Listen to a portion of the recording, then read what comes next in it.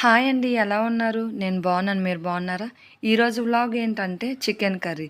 ఫస్ట్‌గా ఆయిల్ పెట్టుకొని, తర్వాత ఉల్లిపాయలు, పచ్చిమిరపకాయలు వేసి, కొంచెం జీలకర్ర వేసి బాగా మగ్గనివ్వాలి. తర్వాత కొంచెం కొత్తిమీర వేసుకొని బాగా కలపాలి. కలిపిన తర్వాత ఒక కప్పు టమాటా ముక్కలేసి, అది బాగా ఉడికినంత వరకు చూడాలి. తర్వాత అల్లం వెల్లుల్లి పేస్ట్ సీక్రెట్ ఇంగ్రీడియంట్ ఏంటంటే కొంచెం ఎండు కొబ్బరి వేసుకుంటే చాలా బాగుంటుంది టేస్ట్. తర్వాత చికెన్ వేయాలి. చికెన్ వేసి బాగా కలిపిన తర్వాత మూత పెట్టేసి ఒక 10 మినిట్స్ బాగా మగ్గనిచ్చిన తర్వాత కొంచెం ఉప్పేసి ఇంకొంచెం కలిపి మూత పెట్టాలి.